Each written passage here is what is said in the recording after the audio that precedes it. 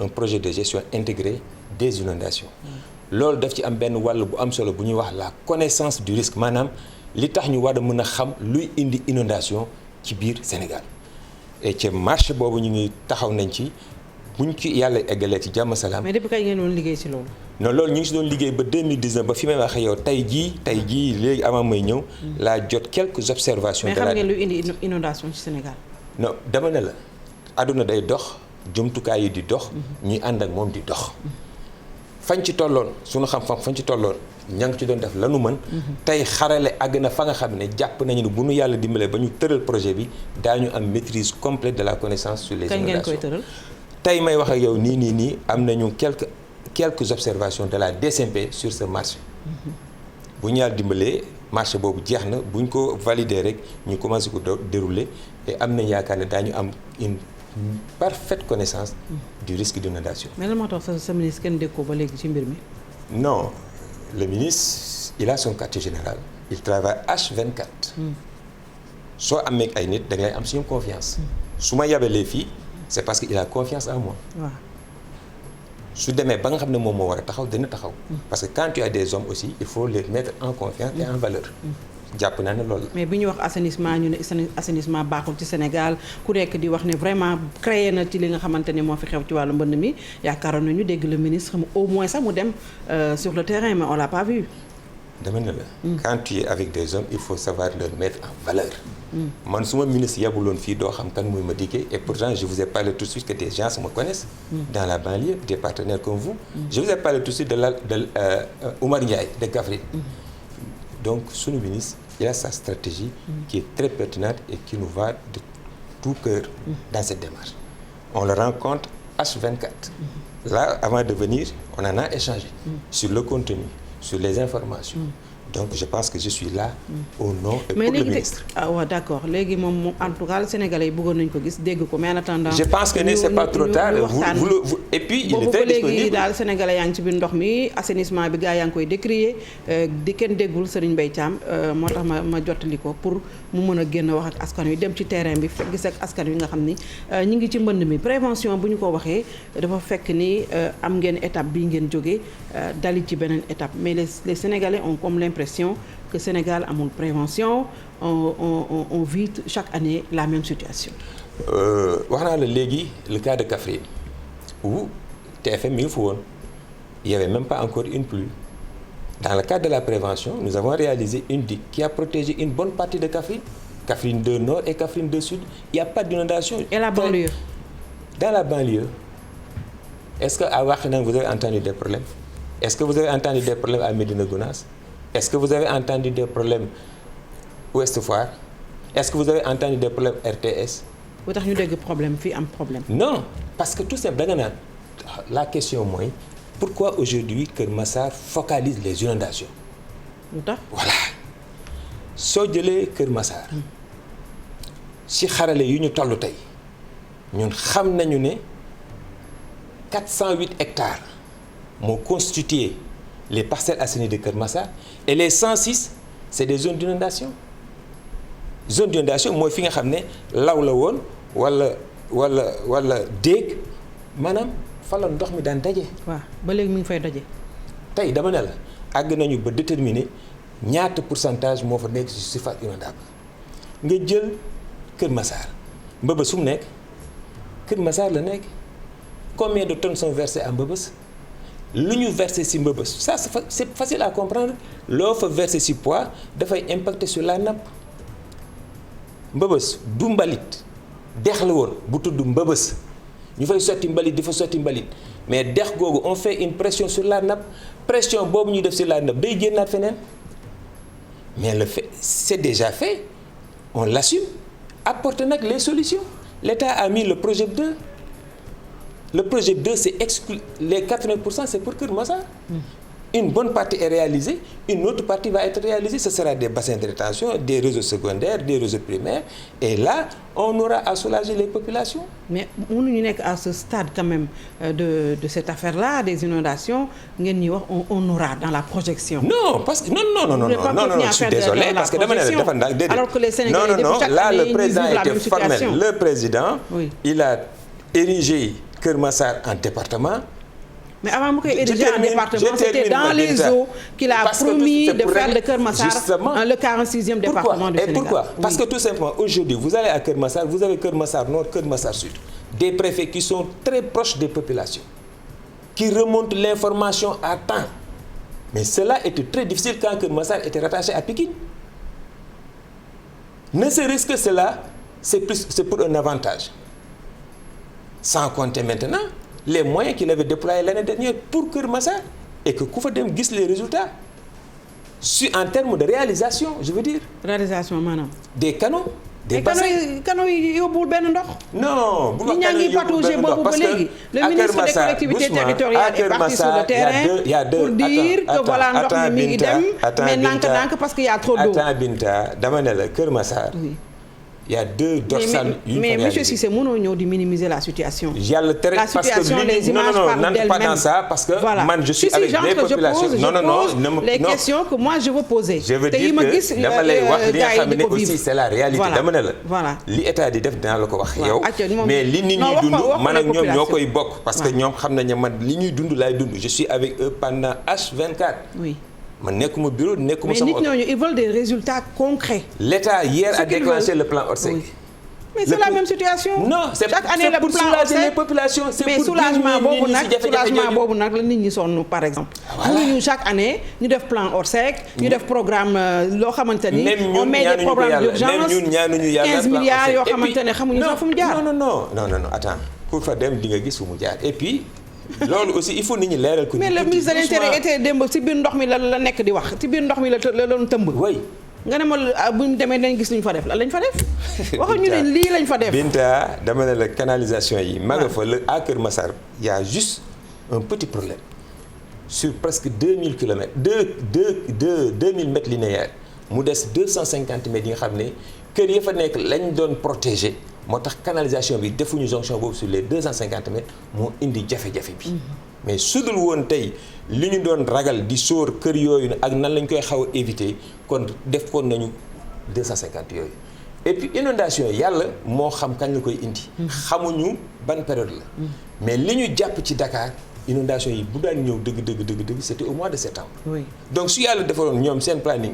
kon defu leen dans l'anticipation xool ne vraiment les temps ont changé il y a un dérèglement climatique il faut que ñu par rapport à ça ñu xam depuis quand l'hivernage commence au mois d'août mois de septembre l'hivernage c'était au mois de mai juin juillet août on en a fini non bul wax on a vécu la même situation on revit cette situation gën a maîtriser les dérèglements climatiques nous avons des bureaux qui ne travaillent que sur ça des ingénieurs qui ne travaillent que sur ça avec des projets et le résultat c'est quoi xam nga Binta sooy liggéey mënoo ne tey ndar sotti. kan kañ la ndar di sotti. voilà ñi ngi def ay pas. di avancer parce que la ñu def Médina Gounass def ko Wakhinane def ko Dalifort def ko RTS def ko Ouest Foire am nañ yaakaar bu nu yàlla maye kàttan ak wér daañu ko def Kër Massar def ko feneen ba pare nag. prévention may ñu bañ a dépasser. maanaam ñu bañ a amati rattrapage. et foofu lañ jëm ñun xam nga fu ñu jëm bañ a amati rattrapage fu dul dëkkuwaay ñu jël ay décisions ne fii kenn dut fi dëkk. ngeen déloger nit ñi. non waxuma déloger c'est-à-dire que avant ñuy déloger dañ jël autoriser sax lotir parce que tey jii ñun fi ñu jëm ak. mais ñu dëkk ba pare nag ci ndox mi nag. parce que ñooñu il faut ñu def rattrapage. loolu laa la wax rattrapage boobu la ñu bëgg mu yem fi. waaw pour mu yem fi wax naa la léegi le PGCIS daf ñuy permettre maire bu nekk. bu defee lotissement préfet bi soxlawul muy ñëw Dakar day dugg ci ordinateur am ne ko lii kenn du ko autorisé mi ngi nii xam-xam wane ne fii du dëkkuwaay loolu mooy prévention non moo tax ma ne la rattrapage la ñuy bañ dañoo bëgg anticiper nit ñi ni dëkk bi di màgge ñun ñu jiitoo ko noonu ba nga xamee ne duutuñu def rattrapage. waaw ñu ngi ciy def lu ñu mën. yàlla na ko yàlla mottali. mais Kër Massar kañ nga yaakaar ne si lañ mën a ne alhamdulilah. mais Kër Massar kenn du ko wàcc tant que neewuñu alhamdulilah. kañ la dama ne la man xaw ma sax ndax. xanaa def ngeen dans la projection xam ngeen ne war ngeen xam. kañ la non je peux pas ak li ngeen fa liggéey ak li ngeen fa dugal. li ñu la mën a wax mooy.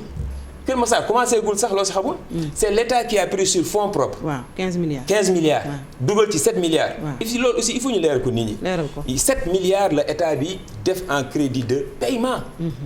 maanaam. voilà maanaam ren mën nañ ci dugal 7 milliards. waaw mais yeneen 7 milliards yi daañu am ngeen ci ndogal ngeen liggéey ci su fekkente ne borom entreprise bi mën na leen a lebal ba déwén ñu fay ko. loolu yëpp maanaam 7 milliards yi pour mu gën a leer bu ngeen ko génnee ci fan ngeen koy def ci ay moto pompe ak yooyu. non. mais canalisation yi les bassins. ça c'est pas des tuyaux c'est des canaux en béton armé. commencé nañ ko wala commencé wuñ. on en a fait plus de 2 kilomètres. ñaata kilomètres moo des. 250 mètres moo des. 250 mètres moo des 250 mètres moo des télé laa nekk. kese. te ndox mi nag bu buus. parce que 250 mètres yooyu bu connecté wul canal bi du yóbbu ndox. mais 250 mètres xanaa fii ak suba mën na sotti. alors déggoo ma ne la 250 mètres yooyu nekk na ci ay kër. démb le ministre de l'intérieur waxaat na ko. waaw. ci plan Orsec bi am na benn machine bu ñuy wax vibrofonceur. nee na fu mu mënti am ci àdduna bi daañu ko jëli. pour def vibrofonceur bi pour mën a teg 250 mètres yooyu ci nu mu gën a gaaw. am nañ yaakaar ne. matériel yi ngeen defoon daaw ci plan Orsec bi anamu dafa yàqu da ngeen jëndaat yeneen. xam nga plan Orsec secours la plan Orsec dafa am signification mooy secours. ça n'a rien à voir avec le structurel. maanaam liy tënk lu koy defar. secours moom secours la tudd tous les moyens sont mobilisés. toutes les forces vives sont mobilisées. Oui. Ça n'a rien à voir. C'est pour un moment bien défini. C'est pour un moment bien défini. Non, ça n'a rien à voir sur le structurel. Ça n'a rien à voir sur le structurel. Mais le structurel, c'est ça qui pose problème. Le structurel. Mais wax naa la ne la si loolu lañ nekk on est dans le durable. dama ne la tey jii les 250 mètres yooyu bis bu ñu yàlla dimbalee ba ñu réaliser ko su baaxul su boobaa nag vraiment ñun nga xam ne échoué ni suñu mission. mais yaakaar nga ne dina baax. mais awma ci xiili xaw ma nu ñu koy waxee. kii ni mu ne. oui. Sénégalais yi de loolu lañ bëgg dégg ak. ñu ngi bokk ak ñoom naqar bi ak coono bi ak jafe-jafe bi. fu mu méttee ci ñun la gën a métti. du ñu nelaw guddi du ñu nelaw bëccëg. parce que du ndam kuy liggéey ku nekk soo sañoo yàlla defal la ndam si loolu. comme ni ñu ko amee feneen. mais est-ce que Kër Massar rek moom moo kii. non c'est pas Kër Massar rek c'est pratiquement toute la banlieue hein. non xam nga Binta c'est que moo tax ma wax la sànq ne la seen débat yi il faut ngeen indi ay journalistes yu jóge si banlieue bi. moi si ñun journalistes yu dafa jógewul xamuñu si dara. xamu leen si dara. ah kon banlieue bi fii la am na fu mu méttee mais am na fu mu nooyee. dama ne la banlieue bi man damay wax lu leer. dama ne la boo demee Waxinaan. waaw aujourd'hui presque inondation suñ ko amee c'est quelques quartiers parce que tout simplement c'est des bas-fonds. waaw mais nu mu méttee woon métteetul noonu. mais métti na quand même même chose. métti na quand même. non mais même Dakar fii daf fiy métti. même Dakar fii daf fiy métti man j'ai reçu barki démb ay photos sur WhatsApp. point ESICAP. les gens ne peuvent pas imaginer que niveau 2 boobu am na foofu. mais si c'est lan moo waral duñ jël des décisions beaucoup plus guerrières que ça par exemple. nga xamante ñi ngi nekk dans des zones non aedificantes yi. bu ngeen jëlee ay mesures conjoncturelles. xam nga non doucement. l'urbanisation le réaménagement tout ça. avant ñuy commencer. aujourd'hui Kër Massar. xam nga pourquoi tey inondation yi gën a métti à Kër Massar. parce que l'État a délogé dans une partie de Kër Massar. 792 familles. yóbbu leen fan. yóbbu leen Tawfekh Yaakaar. maanaam wutal leen fa lan. jox leen ay kër clé en main. pour ñu mën a def foofu une canalisation et une restructuration. mëntul nekk. déjà li tax inondation bi. mais ñaata personnes yoo nekk dans la situation 750. non ça c'est un projet que j'ai conduit moi-même. Oui. parce que li may wax man maa ko conduire. oui déplacement boobu man maa ko conduire. daaw la woon xanaa. daaw la woon. déplacé nañ leen. teg nañ fa un projet de canalisation et de réalisation de bassins. oui bassin de rétention. bassin avec des canalisations yuy dem ba lac Mbëbës. l'entreprise est choisie. c'est CDE. C'est financé par la BID, Banque Islamique de Développement. Et c'est un projet à 2 milliards. À 2 milliards. À 2 milliards. Non, c'est un bailleur. Et c'est conduit par le ministère de l'Urbanisme à travers le projet de construction des logements sociaux lutte contre les bidonvilles. Donc, bu Kër Massar méttee ren espace boobu ñu libéré ñooñu dëkkoon ci ay zone ndox ay bas-fonds ñu jëlee leen fa. toj kër yi bañ ñu dellu si. mais dafay jël ndox. espace boobu ndox mu bëri boobu mu jël moo débordé ñëw dans les Parcelles Assainies Kër Massar. loolu moo indi jafe-jafe bi gën a métti tey à Kër Massar. mais canaliser ngeen la situation. non on a maîtrisé la situation. mais on n'a pas encore commencé la canalisation mais l'entreprise est choisie par le PCLB. donc ñoom bu leen yàlla dimbale ils vont non je ne sais pas parce que liggéeyu au ministère de l'urbanisme mais dans le cas taxaw na non mais parce que tout simplement nous sommes dans un état organisé les informations circulent li xew urbanisme dañ ko war a xam au niveau de l'assainissement comme vice versa loolu tax ma wax la lii ma ci xam. parce que ñoom nëbbuwuñu dañoo bëgg mu nekk une gestion concertée sinon du am njëriñ. mais c'est ça qui est bien nag li ma mais lii noonu nag la état bi doxee. si sa gis-gisu bopp mais dama non man dama la wax sama wàll dama ne état bi noonu lay doxee. waaw si sa gis-gisu bopp. mais man am naa si gis Sénégalais yi aussi. am nañ ci gis-gis état noonu lay doxee. c'est bien loolu laa doon wax sànq ñu déloger ay nit reloger leen mais 750 personnes pour man tuuti na. non est-ce que envisager ngeen. ça c'est 2000 dama laa jox rek exemple Kër Massar. dama ne la rien que à Kër Massar. une seule partie de Kër Massar. ñu tuddee ko parce que foofu bi ñu koy def dafa nekk entre deux quartiers lotis. dafa am fu ñuy wax la cité des Comico. qui est loti. bien aligné et les parcelles assainies. mu am benn habitat lâche bu nekk ci diggante bi. ñooñu la ñu bëgg a def une restructuration créer des voiries. créer des voiries créer des espaces. pour que ñooñu mën a am une vie tranquille. Absolument. et loolu moom laa ne la le projet de construction des logements sociaux et lutte contre les bidonvilles. ñoom ñooy dérouler projet boobu. donc du 750 lañ délogé de. ils ont délogé 2000 à Dakar. Il y a une partie de Wakhinane. Si Wakhinane a réussi parce que dañu déloger ñooñu def fa une bonne canalisation. Si Médina Gounass a réussi parce que dañu déloger ñooñu def fa une bonne canalisation. loolu moo am solo. mais noonu la état bi tëddee liggéey bi. c'est ça noonu lañ ko tëralee. dañ ko organiser di avancer pas à pas. Même les Parcelles Assainies yii du Kër Massar yi dana am ñi xam ne dañ leen di déloger aussi. dañ leen di déloger def fa ay canalisation ou bien ay bassins ça va se faire. kenn du ci am. mais assainissement bi aussi ça pose problème Sénégal ñu ngi wax ne assainissement yi fi am vraiment xaw ma ndax lu ñaata ngeen ci dugal bu fekkee mën nga ñu wax les chiffres lan ngeen def ci wàllu assainissement parce qu'on a comme l'impression que bu tawee même ici dans les SICAP nga xam ne daawul am sax ndox mi daawul stagner ça stagne. est-ce que yow sa buntu kër yaa ngi fexe ba mbalit bañ a dugg ci canal bi nekk ci buntu kër gi. waaw xam nañu am nañu part de responsabilité. non am nañu ci part de responsabilité. mais aussi ce qui se passe à Dakar aussi les responsabilités sont partagées. absolument dama ne la dina am ay niveaux yi nga xam ne insoupçonnés. daañu def lu ñuy def ci canalisation danga naan non Binta Diallo war woon def lii quoi. waaw loolu dëgg la malheureusement c'est ça. et pourtant état day dem dellu ci defaraat xam ne ñëpp njabootam la ñu. mais bu fekkoon ne danga naan ku yàq ma fa yoon toog yow. ñaata ngeen dugal ci assainissement. non il faut pas dire ñaata ngeen dugal ci assainissement man je ne suis pas. parce que assainissement amul changement. non Binta. fu taw léegi tepp rek mu daal di fi loolu. jox naa la cas de Kaffrine 2. waaye boo waxoo Kaffrine. mais parce que Kaffrine pare na léegi man fi am problème laa lay wax. Kaffrine am na tuuti début de solution léegi fi amul. moom laa lay wax. xam nga dama ne la. dañu nekk ci projet bi nga xam ne bu ñu yàlla dimbalee am nañ yaakaar ne en tout cas 6 villes pilotes ci Sénégal. 6 villes pilotes ci Sénégal maanaam 6 villes. voilà non loolu dégg nga duutul nit du tâtonner. ay xarale la ñuy jël. bañ nañu dëkk bii ak bii ñooy dëkk yi gën a vulnérable en matière d'inondation ci Sénégal. 6 villes yooyu. daañu ci def ay études yi nga xam ne duutul am urbanisme de rattrapage non. prévention ngi noonu. en tout cas yéex na de. daañu ci non dinaa la invité du yàgg. bu ñuy lancer la cartographie cartographie boobu ce sera adossé à une communication forte institutionnelle et au grand public. yow Binta da ngay am accès su la neexee sa téléphone bala ngaa jënd kër nga toog daan ne ndekete waa ji kër gi may jaay baaxul. voilà oui foofu lañ jëm cette absence d'information foofu lañ jëm maanaam yow Binta boo jëndati kër tu n'as pas besoin ñëw ministère. voilà si sa smartphone. di nga toog dugal li ngay dugal. mu ne la fii du dëkkuwaay.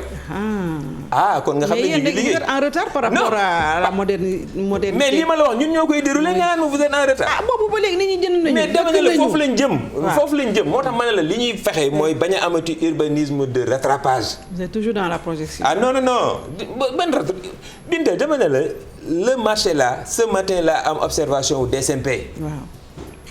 kon kooku c'est acté. léegi yi nga ñëw ni indi ni rëdd ci yu bari. non dama la doon wax rek ne la jafe-jafe bi am Dakar mu metti loolu lu ko waral. partout à Dakar entre le 14 août et le 20 août. c'est plus de 200 mm d'eau qui est tombé à Dakar. 200 mm d'eau bu ñu ko xaymaa. 200 millimètres d'eau bon temps bi laa xamul. accélération non temps bi laa xamul mais dama la bëgg wax ne la. 200 millimètres d'eau. nga jël ko par exemple Kër Massar. mu taw 200 millimètres d'eau. boo jëlee bu ñu defee suñu ay analyses. dafay correspondre ak une situation de 32 ans c'est-à-dire c'est un retour d'une situation de 32 ans. Imaginez Kër Massar boo ko delloon gannaaw y a de cela 32 ans. xam nga kon amul HLM yi yëpp. ay ndox moo fa daan nekk ay déeg. li taxoon Dakar tubaab bi tudde ko Cap-Vert. c'était pas gratuit. Absolument. et pourtant tubaab bi yamuloon plateau. dafa dem ba Rufisque. regarde les grands canaux yi nekk Rufisque. parce que foofu rek moo doon les voies yi nga xam ne mënoon na jël l'essentiel des eaux yóbbu ko géej par exemple. yeneen des yëpp c'était des champs c'était le Cap-Vert. tey sécheresse am na. mu am sécheresse les gens sont obligés d'occuper les anciens bas-fonds. tey jii il y a un retour des pluies il y a un dérèglement climatique c'est difficile. l'État est en train de faire autant que faire se peut pour génne nit ñi situation boobu et éviter nag. lu mu métti ñu bañ a amati rattrapage yu ñuy dund. ça vraiment nous sommes en train d'y travailler. ce dernier mot lan la. di massawu askan wi. sonn nañ ci masawu de. di bokk ak ñoom seen coono. di gërëm suma ay kilifa yi ma fi yebal. et bu juumee bu baaxee. si ñoom la ñoom ñoo wax ne ma lii ngay wax ak lii ngay def. mais ministre bi dégg naa ne sa ministre bi dégg naa ne aussi projet 2 bi ñu rattaché fële moo tax mu xaw a mer ba xaw a mettre wu à l'écart un peu quoi. jox ko ADM te ADM léegi c'est rattaché au ministère des collectivités territoriales. je suis très heureux de répondre à la place est-ce que du looloo ko merloo. je suis très heureux de répondre à la place du ministre parce que moom moo jël projet bi jox ko ADM. et pourtant il avait ses services. waaw mais xamul woon ne ADM. non dama ne la. moom moo créé réunion au mois d'octobre. ne ADM ONAS DPGI voilà une situation le président ne veut pas qu'il y ait des problèmes à Kër Massar l'année prochaine. dites-moi fu ngeen toll parce que man je vais suivre ADM ne je suis en avance. effectivement ADM est en avance ministre a dit à ses services suivez ak ADM et l'accompagner. moom moo jël projet bi jox ko ADM. ADM wax ne ko ma digg ma wax loolu. mais ADM ñu rattaché ko fee neexu ko. collectivité mais fa la mas a nekk ADM bi ko ministre bi jox projet bi ADM mi ngi woon collectivité territoriale.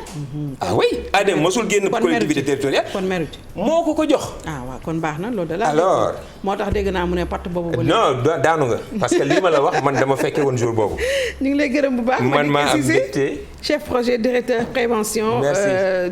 direction de la prévention et de la gestion des inondations wax na fi yoo xamante ne yu bari dal na xel ñu am yaakaar ne bu si kanamee tuuti ak lépp loo xam ne tënk nañ ko fii les inondations seront vraiment benn cauchemar boo xamante ni dañu koy fàtte mu nekk si sunu ginnaaw ñu ngi ci liggéey bi wax na ko xanaa rek ñu am optimisme par rapport à tout ce qu'il a dit mais en attendant ñi ngi masawu ñëpp ñi nga xam ne ñi ngi ci ndox mi comme ni mu ko defee comme ni ko autorités yi defee ñu jàppoo bu ñu jàppoo rek bu soobee yàlla lépp dina nekk un vieux souvenir dañuy dem publicité laata gannaaw publicité yi le journal de 19h30.